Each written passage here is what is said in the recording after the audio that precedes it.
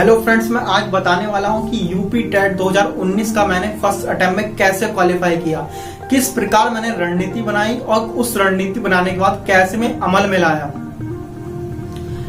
ये मैं इसलिए बता रहा हूं क्योंकि अभी यूपी टेट 2020 का दिसंबर में आने वाला है और उसी प्रकार आप रणनीति बनाएंगे जिस प्रकार मैंने बनाई, तो हो सकता है आपको अच्छे स्कोर करने में फर्स्ट अटेम्प्ट में सफलता प्राप्त हो जाए। सबसे मेन बात आपको यह याद रखनी है, जब आप किसी भी एग्जाम को देने जा रहे हो 2 महीने या 3 महीने जितनी पहले उसका नोटिफिकेशन जारी होता है, नोटिफिकेशन के साथ एक चीज जारी हो जाती है, वो है एग्जाम का सिलेबस। सबसे पहले हमें एग्जाम के सिलेबस को जानना चाहिए। सबसे पहले हमें एग्जाम का सिलेबस साइट, उसकी ऑफिशियल साइट पर जाकर डाउनलोड करना चाहिए। हमें ये नहीं कि यूट्यूब पर जाकर कि हमें सिलेबस दिखा दीजिए, मतलब कि यूपी टेट का सिलेबस वो डाल दो तुम आप यूपी टेट का सिलेबस, तो उसमें क्या होता है प्रीवियस ईयर के जो बहुत से यूट्यूबर्स होते हैं प्रीवियस ईयर के आपको सिलेबस डाल देते हैं। और जो आपको जो क्या करना है, आपको उसकी ऑफिशियल साइट पे जाना है, सिलेबस डाउनलोड पे क्लिक करना है, वहाँ पे आपका न्यू सिलेबस डाउनलोड हो जाएगा। न्यू सिलेबस डाउनलोड होने के बाद आपको वो सिलेबस देखना है और प्रीवियस ईयर का जो सिलेबस है उसे भी डाउनलोड करना है। फिर आपको दोनों को मैच करना है कि क्या इसमें इम्प्रूवमेंट किया उसने। मान लेते हैं कि आपका एक मैथ आपका सब्जेक्ट है, जिसमें कि मैथ आपका सब्जेक्ट है 30 नंबर का। 30 नंबर में जो पहला प्रीवियस ईयर का सिलेबस है उसमें 12 टॉपिक्स आए थे।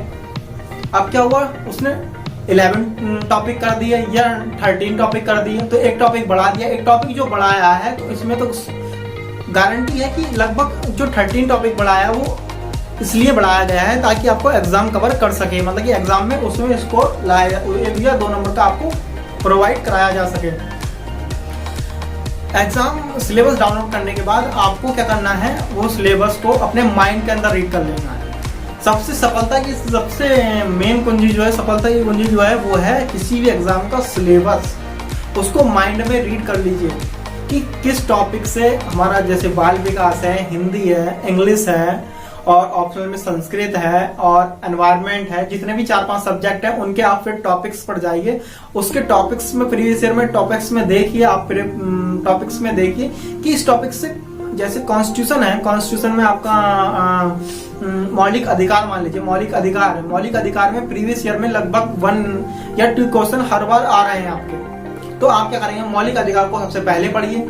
आपने देखा कि मौलिक कर्तव्य आ गए, मौलिक कर्तव्य में कभी 1-2 क्वेश्चन पूछ रहा है, कभी नहीं पूछ रहा, कभी पूछता भी नहीं है। तो आपको क्या करना है, वो वाले जो मौलिक कर्तव्य हैं वो आपको सबसे बाद में पढ़ने चाहिए, क्योंकि जो हमारा कंफर्म सिलेबस है, जो हमारे लगभग आपको 82 क्वालिफाई करना है या 90 क्वालिफाई करना है, पहले आपको जो स्कोरिंग सब्जेक्ट है पहले 82 या 90 पर आपको स्कोरिंग पहुंचानी होगी, तब जाके आप कहीं अपने पहले जो सिक्योर पायदान है ना उसको पहले क्वालिफाई कर लीजिए। फिर हम एक्स्ट्रा अंक की और कवर करेंगे, फिर धीरे धीरे हमारा पता चलेगा कि हम 90 नंबर हमारे आ चुके हैं, हम सेफ जोन में आ गए। अब क्या करेंगे, हम नंबरों को बढ़ाने की कोशिश करेंगे, नंबर बढ़ाने की कोशिश करेंगे। अब हम मौलिक कर्तव्य उठाएंगे, मौलिक कर्तव्य उठाएंगे।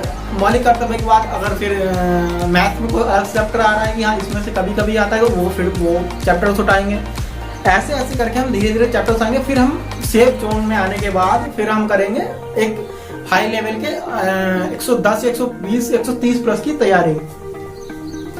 मैंने क्या किया था अपनी, जब रणनीति बनाई थी तो मैं सबसे पहले यही करता हूँ कि सिलेबस डाउनलोड कर लेता हूँ और प्रीवियस ईयर के सिलेबस से मैच कराता हूँ कि सिलेबस प्रीवियस ईयर का और न्यू ईयर का सिलेबस कैसा है। अब सिलेबस देखने के बाद पता चलता है कि सिलेबस में 4 चीजें एक्स्ट्रा जोड़ दी गई हैं, तो मैं क्या करता हूँ, चारों वो पहले जो 4 चीजें एक्स्ट्रा जोड़ी गई हैं, सबसे मेन है कि गवर्नमेंट ने इस समय 4 एक्स्ट्रा जोड़ी है, तो उनमें से कंफर्म है कि कुछ ना कुछ उसमें से जरूर दिया जाएगा, इसलिए मैं 4 पहले कवर करता हूँ। फिर क्या करता हूँ, फिर मैं ऐसे करता हूँ कि जिसमें स्कोरिंग सब्जेक्ट जो प्रीवियस ईयर के 10 ईयर के पेपर लगाता हूँ। 10 ईयर के पेपर लगाने के बाद जब मुझे एक पर्टिकुलर सब्जेक्ट में पर्टिकुलर टॉपिक पता चलता है कि इस टॉपिक से 100% पूछ रहा है, तो मैं वही काम करता हूँ। उस टॉपिक को फिर पहले याद करता हूँ, फिर रिवाइज करता हूँ, फिर उसके नोट्स बना लेता हूँ।